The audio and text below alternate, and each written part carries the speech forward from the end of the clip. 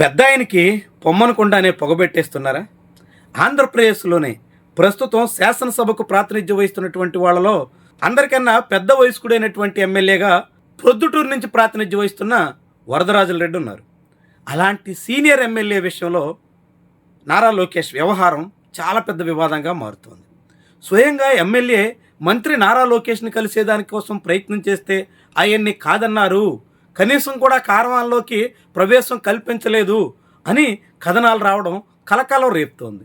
కనీసం వయసు రీత్యా, ఆయన అనుభవ రీత్యా గౌరవం ఇవ్వాల్సినటువంటి మంత్రి వ్యక్తిగత సిబ్బంది కనీసం కారవాన్లో అడుగుపెట్టడానికి కూడా అనుమతి ఇవ్వకపోవడం మీద వరదరాజుల రెడ్డి అనుచరులు కారాలు మిరియాలు నూరుతున్నారు. ప్రొద్దుటూరులో ఇప్పటికే తెలుగుదేశం పార్టీ పలు శిబిరాలుగా మారిపోయింది. ఎవరికి వాళ్లే యమునా తీరే అన్న చందంగా తయారయ్యింది. ఉక్కు ప్రవీణ్ ఒకవైపు, వరదరాజుల రెడ్డి వర్గం మరొక వైపు, ఒకరి మీద ఒకరు మాటల యుద్ధానికి దిగేటంత వరకు వచ్చింది. చాలా తీవ్రమైనటువంటి స్థాయిలో వర్గపోరు ముదురుతోంది. రాజకీయంగా ఇది ప్రొద్దుటూరులో తెలుగుదేశం పార్టీని ఇక్కట్లు పాలు చేస్తుంది. తెలుగుదేశం పార్టీకి ప్రొద్దుటూరులో అంతంత మాత్రం పట్టున్నప్పటికీ మొన్నటి ఎన్నికల్లో అనూహ్య విజయం దక్కింది. ఆ తర్వాత అక్కడ పరిస్థితిని చక్కదిద్దుకోవాల్సినటువంటి పార్టీ నాయకుల మధ్య సమన్వయం కరువు కావడంతో రాను రాను దిగజారిపోతుంది. అవకాశం ఇచ్చినటువంటి ఓటర్ల ఆశల మీద నీళ్లు జల్లేస్తున్నట్టు అవుతుంది.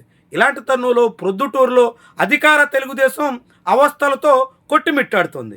ఈ తరుణంలో సమస్యను పరిష్కరించి సామరస్యాన్ని పెంచి నాయకుల మధ్య సమన్వయం పెంపొందించాల్సినటువంటి నాయకుడిగా లోకేష్ ఆ బాధ్యతను మరిచినట్టే కనిపిస్తోంది. తనను కలవడానికి వచ్చినటువంటి వరదరాజుల రెడ్డితో, ఎమ్మెల్యేతో లోకేష్ వ్యవహరించినటువంటి తీరు ప్రొద్దుటూరులో వివాదం మరింత ముదిరేందుకు కారణమవుతుందా అనేటువంటి ప్రశ్న అయితే ఉదయిస్తుంది.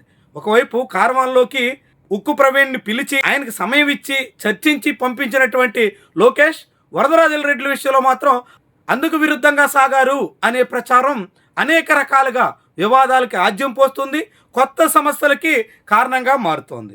ఉమ్మడి కడప జిల్లాలోనే వైఎస్ఆర్సీపీ వేగంగా పుంజుకుంటోంది అనే అభిప్రాయం ఉంది. ఇలాంటి తరుణంలో ఆ జిల్లాలో 2 రోజుల పాటు పర్యటించిన నారా లోకేష్ అందరితో సఖ్యంగా నాయకులకి సమయం ఇవ్వడం ద్వారా సమస్యలు పరిష్కరించే ప్రయత్నం చేయడానికి బదులు చాలామంది నేతలతో ముక్తసరిగా మాట్లాడడం, పొడి మాటలతో సరిపెట్టడం, జస్ట్ ఫోటో తీసుకుని వెళ్ళండి అన్నట్టుగా పరిమితం కావడం, ఇదంతా అనేక మంది సీనియర్లకి మింగుడు పడుతున్న దాఖలాలు లేవు. సీనియర్లే కాకుండా జూనియర్ ఎమ్మెల్యేలుగా ఉన్నటువంటి వాళ్ళకు కూడా నారా లోకేష్ వ్యవహార శైలి ఏమాత్రం రుచించడం లేదు అనేటువంటి అభిప్రాయం ఉంది.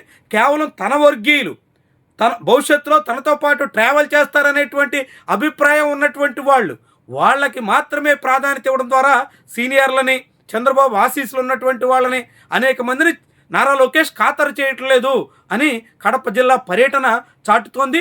మరి ఇలా అధినాయకుడి పర్యటన అవస్థలు తొలగించడానికి బదులుగా కొత్త సమస్యలు సృష్టించే దిశలో సాగడం చాలా మందిలో కలకలం రేపుతోంది. ఇలాంటి తీరున నారా లోకేష్ సాగితే భవిష్యత్తులో తెలుగుదేశం పార్టీకి అనేక సమస్యలు తప్పవు అనే అభిప్రాయం అయితే వినిపిస్తోంది. ఒకవైపు విపక్షం పుంజుకుంటుంది అనే వాదనలు ఉన్న తరుణంలో ఒక వర్కింగ్ ప్రెసిడెంట్గా నారా లోకేష్ తన తీరు మార్చుకుని అందరితో కలివిడిగా ఉండాల్సినటువంటి దశలో అందుకు విరుద్ధంగా సాగినటువంటి వైనమే విమర్శలకు ఆస్కారం ఇస్తోంది.